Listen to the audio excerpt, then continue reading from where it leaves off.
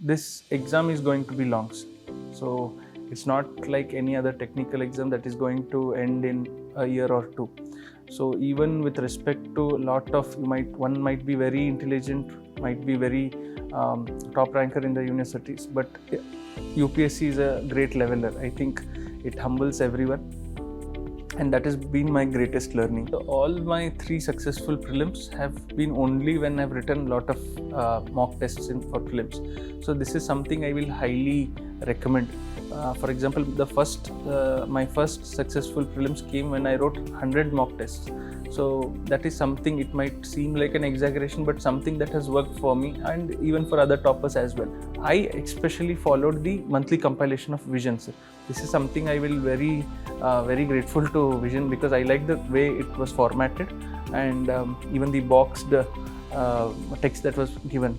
Particularly that is helpful for static revision and also prelims revisions. In 2 of the 4 GS papers, actually got around 45 to 56 rank in 2 papers.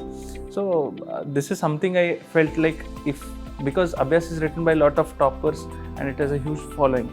So I was expecting, like, if this gets translated in reality, like if I get somewhere around 40 or 50 rank, it would be nice. And somehow that has actually happened. I had got 56 rank somewhere in one of the papers, and my actual rank is also 53. Also, with respect to CSAT, I think eliminating the questions that one is not comfortable, that will actually help. So one need not solve 1 to 80 questions. One can essentially qualify CSAT with 45 to 50.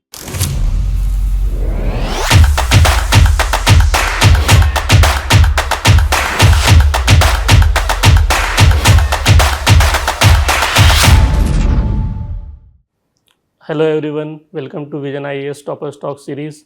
Today we have with us Kiran Kamate, who has secured All India rank 53 in UPSC CSE 2025.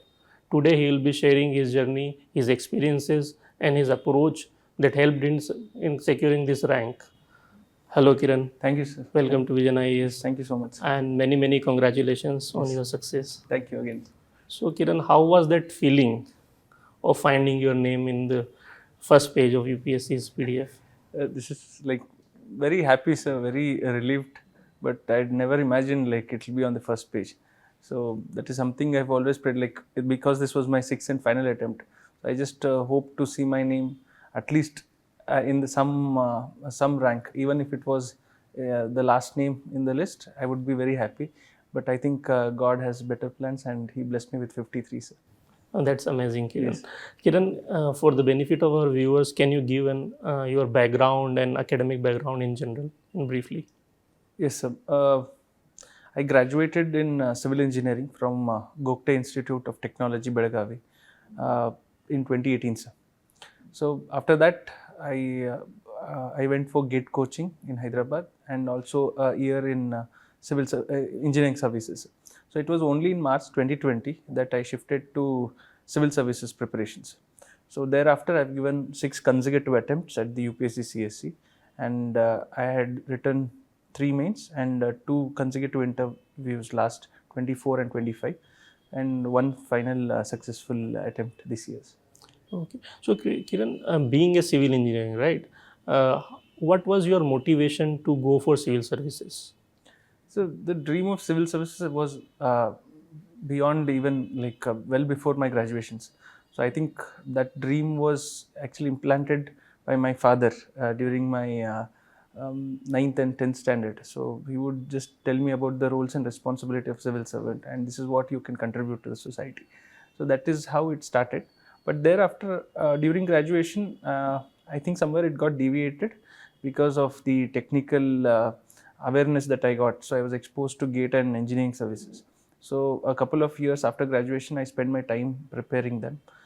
Then somehow it was destiny, and I think I landed up with civil services preparation since March 2020 during the lockdowns. Okay, so that brings another very important question, like how an aspirant or anybody who's willing to prepare for CSE should weigh in the professional services like engineering services or medical sciences and civil services, because it is a very risky path, right? Yes. You can lose years in this preparation and you can fade away in nothingness. So how did you weigh in that? So my initial plan was that because I come from an engineering stream, so I will secure a technical job for myself through the engineering services. Only thereafter that I'll shift to the civil services preparation. But because of various factors, that did not happen. I started my preparation in 2020, as I mentioned earlier. But the first 3 attempts without job full time, I have prepared for this exam. But what happened in 2023 was, in the meantime, I got appointed as assistant engineer in the state PWD, sir. So it was it was something related to my graduation subject. So I took up that job. It was a Group B job at the state level. So I secured that job, and in the next consecutive 3 attempts, I prepared with full-time jobs. So I think my suggestion would be that after a couple of attempts, I think based on the kind of progress we've made in this examination, I think one needs to look for plan B. It can be either the technical or the graduation subject, or somewhere other aspects as well. I think it is important to have that plan B, sir. Then go for continue with the CSE preparation. So regular assessment and risk management is very much necessary. Very much, sir. Regular assessment is a very key instrument here, because we have to be very honest with our preparation. I think a right diagnosis of what is actually going wrong and what we are actually doing right, I think somewhere either it can be through journaling or through some form of tracking through various apps. We have to do it, because only when we correct our mistakes, I think we are filling those gaps and reaching towards the goal. So one has to be very honest with that. Second is, as you mentioned, risk management, because this exam, we need to come out of that comfort level. I think one cannot just continue for long years without any backup, because this is very unpredictable. I think you in UPSC is unpredictable. So, and the kind of dynamism this exam is evolving, I think it will be very risky in terms of career progression. So risk management is key, and again I will again emphasize plan B is important. Kiran, as you mentioned, you come from a tier 3 city, right? What were the challenges or opportunities you saw coming from that cities, right? In this preparation, what were the major challenges you faced? So I think coming from tier 2, tier 3 cities, I think one does not have the kind of exposure that candidate from tier 1 city or metropolitan city has. So definitely it is challenging, because we are not exposed to different worldview. We are in a very limited worldview, and that kind of hinders the way even we dream. So growing up, even access to education will not be very of great quality. So we would have some compromises in that aspect as well. So there are certain challenges, especially even with respect to language and the kind of exposure to different kinds of education streams will also be limited. So these are some challenges, sir. But I think with the coming of social media and digital age, I think certainly that gap is filling. We are now exposed to different worldview, and one has to be, take inspiration and motivation from other success stories. Definitely, the technology part, right? The emergence of social media, internet penetration, and cheap smart mobile phones, right, can actually fill up that gap, right? So, how did you utilize these technologies in your preparation? Did they play an important role? Absolutely, sir. Because as I said, I started this during the COVID lockdown, the first phase. So that time I was not exposed to any offline coaching as well. So the only thing that came to my rescue were YouTube and Google. So I did a lot of trial and error because of the self-study. So I was exposed to a lot of new kinds of areas on digital space, be it YouTube, Google, or even any other kind of UPSC related materials and content. So that I feel, sir, digital age has filled that gap, and I think preparation in terms of UPSC again has been very decentralized now. It has been more democratic in nature, and I think even people coming from rural background, even from humble background, I think they can start on their own. There's a lot of material resources available on the internet now. Definitely. Kiran, you mentioned that you have cleared this exam in your sixth attempt, right? Yes. Sixth and final attempt. Yes, sir. So it has been long journey, right? So anybody who is entering in this services, this preparation, right? What are your suggestion or your learnings from your attempts that you have learned and you have evolved yourself? You want to give to these new aspirants. What are your learnings? Yes, certainly I've evolved a lot in the last 6 years.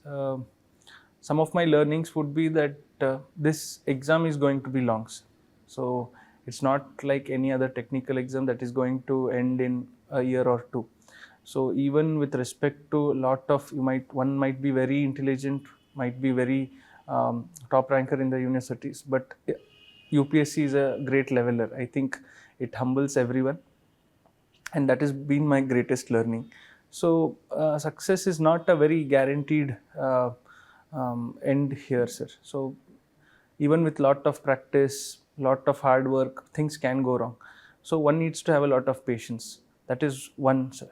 Two, I would feel that especially for the newcomers, they have to be very curious in terms of preparation.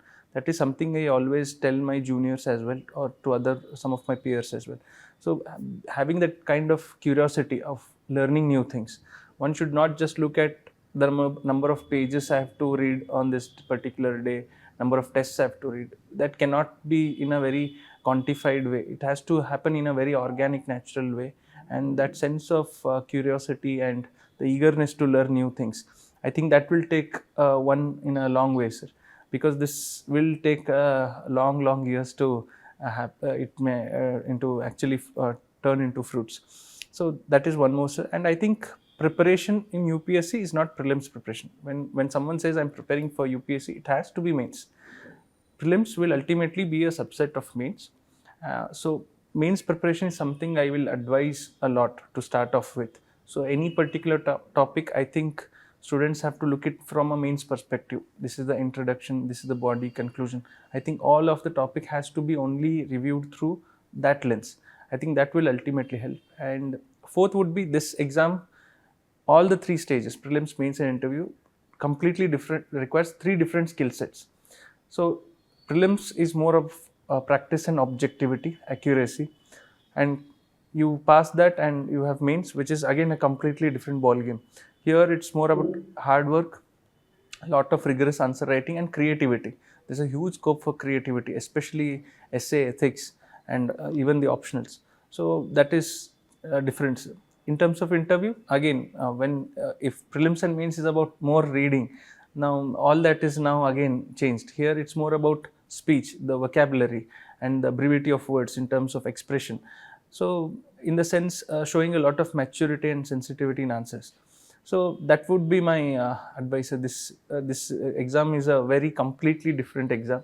It needs different skill sets. Very important points put forward by you, Kiran.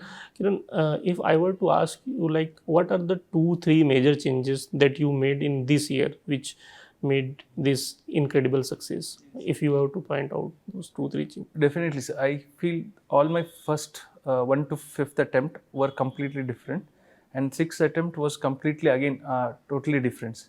So made a lot of changes, because in my first mains I got 669 marks. Thereafter I got 739 in my 5th attempt, which was my second mains. Then 25 this year I got 816. So I made a lot of jump in the mains preparation. So this is something I quickly identified. Even in terms of answer writing, I think I did a lot of rigorous and answer writing. Especially, I wrote around 953 answers in that prelims and mains gap. This is something I've practiced, and with Vision, I've written over 5 essays. Actually, including the Abhyas, it would be 6 essays. So 6 into 12, 2. That will be 12 essays. So a lot of essay writing, lot of answer writing, and a lot of value addition. So I always looked and reviewed my answers strictly with what can I do better again. So I was not just contented with whatever I wrote, whatever the reviews I got. So I always retrospectively saw my own answers and thought of how could I make it even better. So all those marginal small improvements is something I focused. It is all incremental changes, sir. So this is something I did different this year. With respect to even PSIR, I wrote a lot of answers. So last year optional I got just 250 marks, but I had just written 2 tests. So this time around again I wrote around 16 to 18 tests. So this is one more change I've done, sir. Okay, Kiran, let's say if somebody is starting this preparation, right, and you were to guide that person, right, there is a lot of confusion about resources, right? So what was your approach to manage resources or consolidate resources? I think I'll be in a better position to answer this because I've done the trial and error. So all the new candidates do not have to do that trial and learn from my mistakes. So with respect to resources, keep it very minimal, keep it very simple, one resource per subject. That would be my first advice. And repeated revision of the same resources till we get bored, even after we are bored. So we have to just keep revising.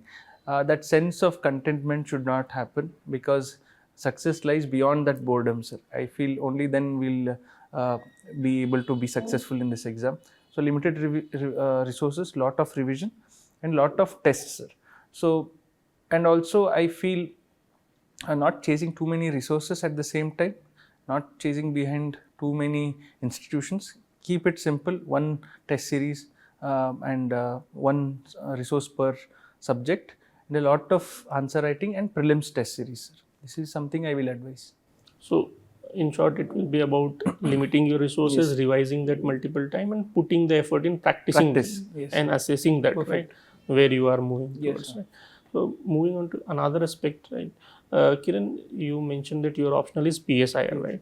Like, how did you choose this PSIR optional, especially when you are a civil engineer, engineer, right? yes. So can you elaborate on your process, or to someone who wants to choose an optional, what are the criteria they should keep in mind while choosing an optional? Because it can be a deciding factor, right? Yes, definitely. It can be a rank deciding or cadre deciding, right? Yes, Can definitely. you elaborate on that? Yes, sir. Option subject is like forms the core of this mains preparation. So right option can actually take into make or break situation.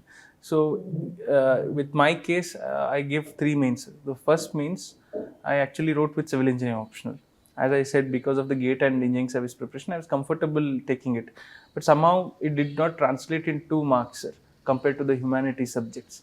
So at this, so that is when after the immediate first unsuccessful mains, I decided to make a switch. I chose political science and international relations. This was strictly based on my interest. I did not know about the kind of trend that was happening or what is the syllabus. It was strictly based on my comfort level. So I think that is what I will suggest, sir.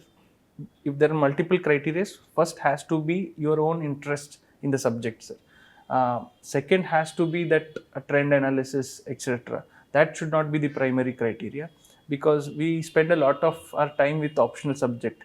It almost becomes like our like sibling. So it has to be always there. So lot of time has to be given to optional. So it is important that we make the right choice. It has to be interest first, then the various trends that is happening based on the markings. So, like when you start, you decided that I will choose PSIR, right? So, what is your approach to go about your optional subject? Like, it is similar to GS, or it has to be something different?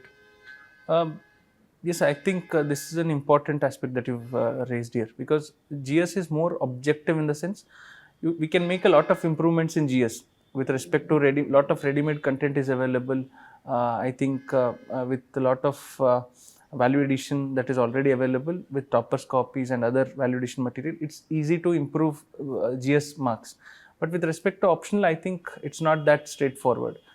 Optional is becoming more like a very intellectual, and one needs to have a good depth in that. GS is more about breadth. This optional is about depth, sir. Even if we look at this year's PSIR, I think a lot of even seniors have acknowledged the kind of dynamism that PSIR paper showed this year. So for that, the typical preparation of just revising notes and writing tests will not help. A rigorous following of news, especially I follow 2 newspapers, sir, The Hindu and Indian Express, with a more focus on the context and context part in Hindu, as well as the explained series in the Indian Express.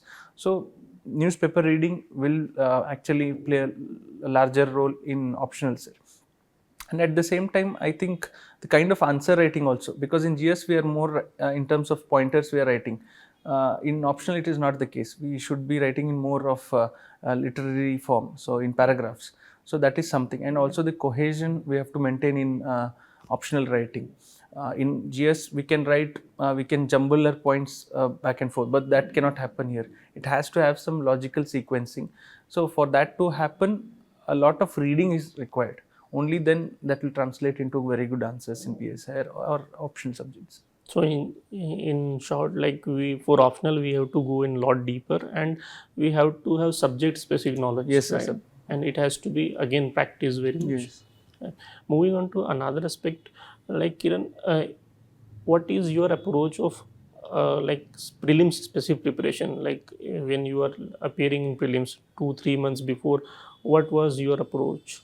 So all my 3 successful prelims have been only when I've written a lot of mock tests for prelims. So this is something I will highly recommend. For example, my first successful prelims came when I wrote 100 mock tests. So that is something, it might seem like an exaggeration, but something that has worked for me and even for other toppers as well. Apart from that, I think having a good plan for at least those 3 months or 100 days, having a prelim specific plan. Everyday answer writing of 50 question of any institute is fine. Apart from that, PYQ analysis of themes, rightfully identifying the themes, and looking at potential questions even from the existing PYQs is something I will again highlight. Apart from that, repeated revision of the static materials, sir. So one material for each subject, and at least 2 to 3 iterations of revision of static. Not necessarily run too much behind the current affairs compilation. I especially followed the monthly compilation of Vision, sir. This is something I will very grateful to Vision, because I like the way it was formatted, and even the boxed text that was given. Particularly that is helpful for static revision and also prelims revisions. So this is something I would highlight. So not overemphasis on current.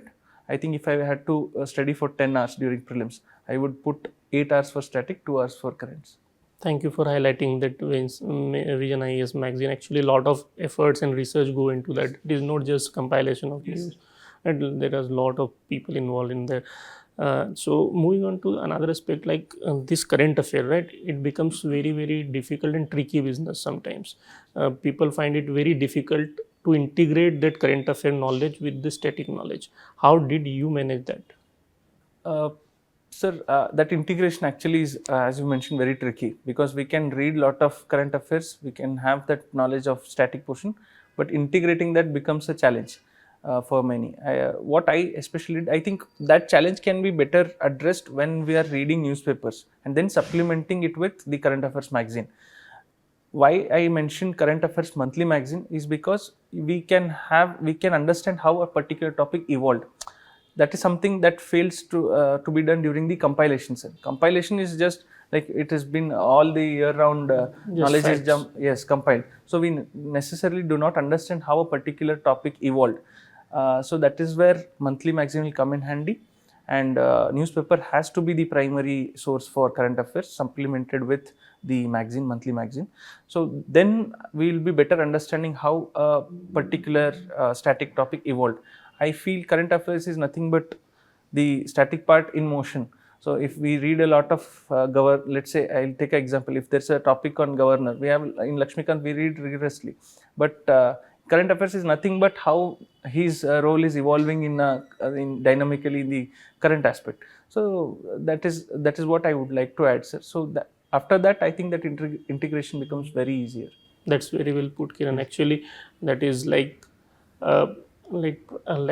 summarizing or understanding the context and the background of the news will help you to integrate the static part, right? Yes. Now moving on to that mock practices, right?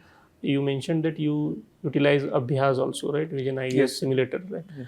How helpful is it? With respect to prelims, I think it offers 3 prelims tests. So even almost like an actual real exam scenario, it is conducted. So I took up in Bengaluru for prelims. It's been helpful in terms of absorbing that shock, anxiety, and that real classroom that feeling. So that actually helps, sir. With respect to mains, actually I got a lot of help from Abhyas. This year as well, in 2 of the 4 GS papers, actually got around 45 to 56 rank in 2 papers.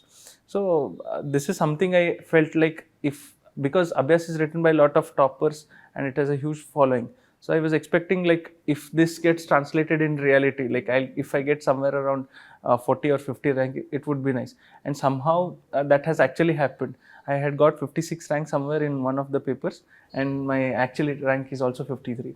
That's So very nice. that actually it's a way of looking like the process is actually reflecting, sir. So Abhyas has that kind of authenticity, and really grateful for the team, sir. That's amazing. That is a testament of our effort and team's effort, that it actually proved to be real assessment, Yes. approximate assessment, right? Yes, yes. It reflected in your Reflected, rank yes. also. So team Abhyas, congratulations for that. So now moving on to mains specific. So in general we prepare for a lot of subjects. 80% of prelims and main subjects are common, but there are some very important subject in mains, Yes. which many times are being ignored, or we assign very limited time to those subjects, like governance, Social justice. internal security, social justice. So how did you manage, and what was your approach about those subjects? Uh, yes, sir. For those subjects, I think having mean specific notes is important, and analyzing the PYQs. So only when we analyze the PYQs, we understand the boundaries of those subjects. So thereby we are limiting the kind of depth we have to go into those subjects. That would be one, sir. Also, you also have to look at it like, not overdo all of those, because with UPSC PYQs analysis, then supplemented by some ready-made notes, then value addition. I think these 3 things would be important, and also giving sufficient time as well. We cannot ignore, because in terms of GS3, it is one paper where all the 5 topics are equally spaced with 50 marks, 50 into 5 subjects. So one cannot overdo economy and agriculture, no matter what, because ultimately they will be just 50 and 50 marks. At the same time, internal security, science and tech also, and environment will again have that 50 marks. So one needs to find some balance between the 3. I think PYQs and notes will help it. That's very good point. Kiran, what was your approach towards essay writing, especially regarding philosophical essays? Because they have become very much tricky, right? And it is, a lot of people have this anxiety around these philosophical essays. So what was your approach to deal with those things? So one different thing I did this year was, in every essay, be it even philosophical or a non-philosophical essay, I dedicate, after writing an anecdote for 1.5 page, I would dedicate another 1.5 page for something I brought, like a new aspect called philosophical underpinnings. So what I did was, I did a lot of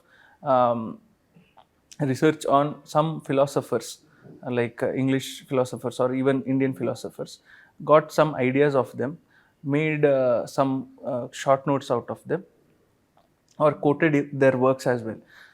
So I would identify the philosophical underpinnings and link it to the topic, and write certain 1 to 1.5 page linking the philosophy with the topic. This gave a different dimension altogether,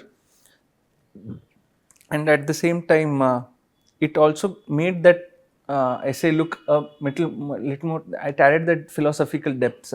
Else, writing just like social, economic, and political, which majorly what students do, I think that is a very mechanical way of looking at essays. Essay is actually a very good space for showcasing your talent, depth, and that extra reading comes in handy. So that is one thing I did, sir. Again, lot of brainstorming. I think not directly jumping into writing essays will not help. We need to have a lot of good collection of anecdotes, essays, references of various books and authors, and that is what will help, sir. Brainstorming, collection of lot of fodder material, and then bringing some unique aspect to the essay writing. Again, I wrote a lot of tests with Vision this year. So 5 into 2 plus Abhyas, that amounts to around 12 essays. So rigorous practice again will come in handy, sir. That's very good point actually. That point of Philosophical. inserting philosophical dimension, Yes. that is actually, that can be actually a very fruitful trick for aspirants also, right? They can utilize it because it will make the entire essay different also, and it will bring in that creativity aspect, which is the entire goal of essay writing, right? Yes. They are not checking your GS knowledge. GS knowledge, yes. It gives you immense Because space lot for of the popular discourse around essay in UPS circle is that it's an extension of GS writing. Yeah. If you're good with GS, you will write good essay. I think I'm someone who does not believe in that. Definitely, it should not be believed not, at all. yes, Actually, if it was extension of GS, why they are asking Yes, separately, yes, right? The whole purpose is checking the creativity, the organization, the structure in the personality. Yes. It reflects on the personality of the aspirant a lot, right? Very nice. So moving on to that another aspect of ethics, right? Again, it is being for some people it has become a very tricky subject, and for some people it is very low hanging fruit. So how was it for you, and what was your approach to deal with ethics? This year I've got 121 marks in ethics. That's very good marks. So I'll be in a better position to answer this. With respect to ethics, I think it is a subject where we have to read very less, but it has the potential to give a lot of marks, like 120 plus, and that can be a very like game changer in terms of overall marks. So for ethics, what I did was one static book for any standard resource or coaching notes. Just read it. Ultimately, make 3 or 4 lists, which I did. So I jotted down all the keywords and the traits that are traits of a civil servant that are mentioned in the syllabus. So I made an exhaustive list of that. I made another list of similar qualities that are there.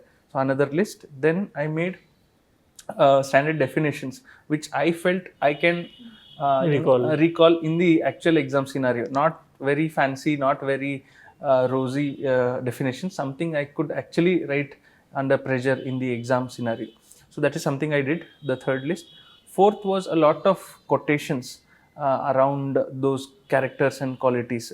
So I wrote a lot of, for example, on tolerance, we had various quotes by Gandhiji, so etc. So I made an exhaustive list of quotations as well. Now, apart from that, I think having frameworks ready-made, like especially with respect to how I will address quote-based questions, I would do the case studies. Apart from that, I think even having a paper solving strategy, which is very unique to GS4, because I would personally do part B first in my 1.5 hour, first 1.5 hour, then shift to part A, sir. Even with respect to part A, I would finish the quote based first, then the 11, 12, 3, and then end up doing all the remaining ones. So this I felt has worked well for me and giving a good kind of balance with all the questions, because I feel case studies, if we leave it at last, I think we'll not be able to read the details of the long case studies that he's providing. So that is why I would put case studies first and then part A, sir. So it is about like reading less, strategizing more, and practicing more. Practicing more. Along with better example and better quotes. Yes. Even with respect to example, I would like to highlight that going beyond the regular examples of just mentioning Gandhiji or Nelson Mandela. So these are good, but we can put a little effort and bring in actually some real life bureaucrats who have done great work. We can mention them. So I think a lot of online resources are there which cover them. So we can make an exhaustive list of them as well. Very good point, Kiran. Kiran, moving on to the another stage, that is personality test or interview program, right? So did you follow any program of VisionIAS or any other institution and such? Or what was your approach to go about personality test? Is it integrated part of entire preparation, or you did it only after clearing mains? Sir, I feel the entire like prelims and mains preparation over the years in ways actually shapes one's personality, and it especially did for me. So with a lot of reading, lot of additional reading, it one does become a changed person at the end of 3-4 years. So that helps it. But as I mentioned earlier, a personality test demands completely different skill set. No matter how much knowledge one has, if he's not able to put it in a very succinct and a precise way, under that less reaction time, I think that knowledge will not be showcased. So ultimately it is about ability to put our views in a more sensible as well as in a more practical, pragmatic way, because mains and prelim, especially for mains, we might be writing a lot of impractical ideas as well, but that will still be rewarded. But in personality test we cannot do that. We have to give answers that are practical, pragmatic. So that is one different thing. And yes sir, lot of additional reading, because I personally liked reading and collecting books, so that actually helped me in my DAF as well, and even in the actual interview questions, a lot of questions came on that, so I was very comfortable. Apart from that, with respect to vision, I gave two mocks here, sir. One was the bureaucratic mock, one was the faculty mock. With respect to bureaucratic mock, I think it was one of my best mocks. I personally felt it was very exhaustive, and I think the board was actually was very impressed with the kind of answers I had given, and that is what I translated and did exactly. They asked me to do just repeat the same. Do not make any changes. Just be like as you are here. So that is something I did, and I ended up with 195, made a jump of 24 marks. And I think, yes, and again, thanks to Vision one more. That's great. Again, Yes. that is a testament of our team that they have given you the right exact guidance, and which have resulted in the real performance. Right? So moving on the lighter side, right? You mentioned that you have some good hobbies, right? So what are your hobbies and interests that you pursued during this preparation, just to like de-stress yourself? Uh, Sir, as I mentioned again, like I loved collecting books, sir. I always end up, because even when I was seeing the background, I was like I was in awe with the collection here. Then that was something I did. Read a lot of books, read a lot of non-UPSC magazines as well. Apart from that, I like following a lot of following cricket as well, sir. I do not play much, but I love watching cricket. Something that I did throughout my journey. Apart from that, even I love watching movies, sir. So movies and web series, something I followed. So these have been some hobbies, a way of de-stressing, and I think it is important to have such hobbies, and it is also helps in having being in that right or a very pleasant sense of mind, in a very positive sense of mind, because this exam is going to take a mental toll, so it's going to be a very long exhausting journey. So having some good leisure will help this process. And how crucial is the support of friends and family is in journey, because you have been in this journey for a very long time, right?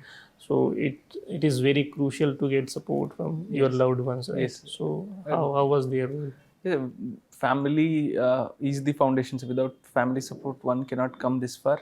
So I have to be very thankful, grateful to my parents. Like they've actually, I've stressed them more than because of this UPSC preparation, especially my mother. Now she'll finally be relieved that this is over.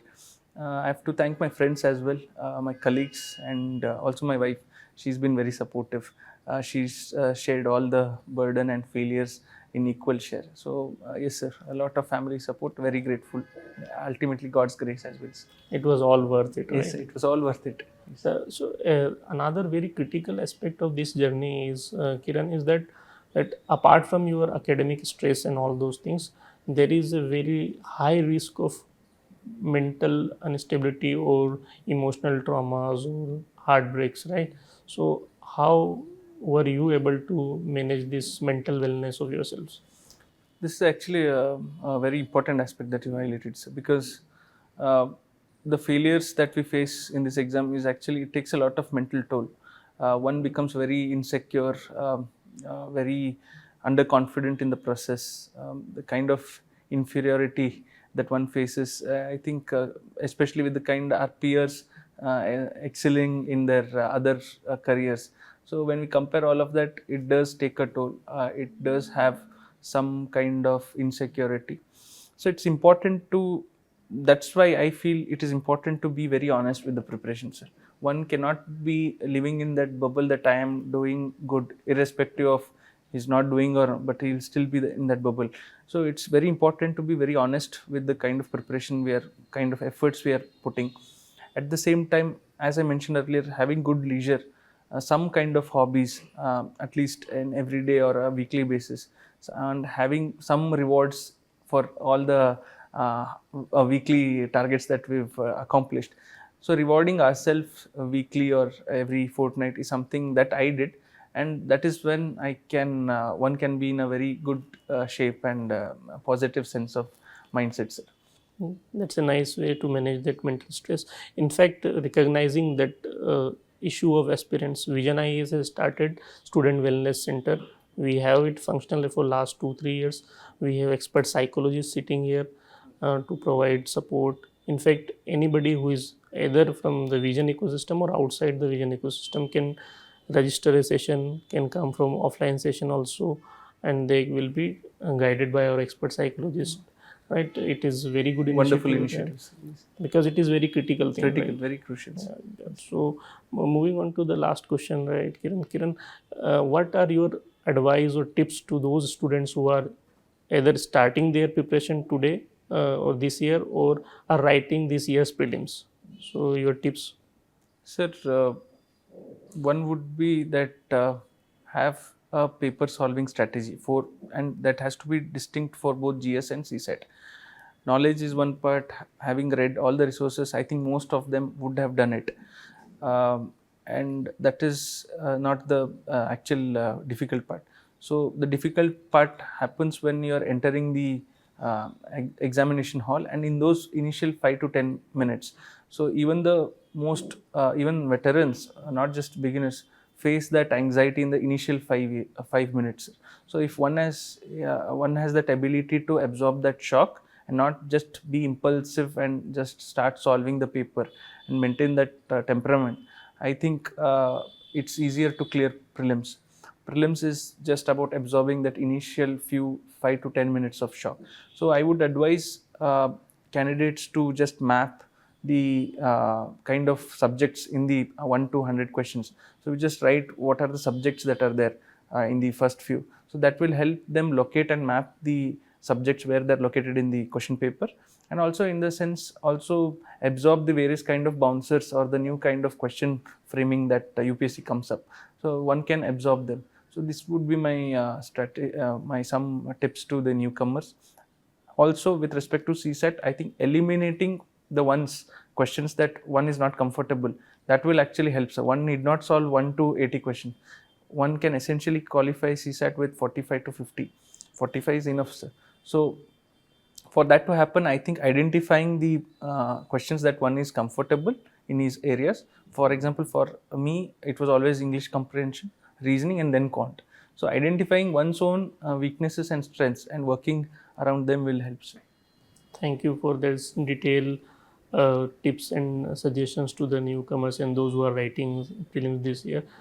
Thank you for your insightful discussion, Kiran. Thank you so much. Hopefully, this discussion will add value. Yes, sir, to the the pleasure students. is mine, sir. Thank you so much, and also to the VisionIAS team as well. So, thank you, Kiran. Thank you, sir. So, dear aspirant, this was Kiran, who secured All India Rank 53 in CSE 2025.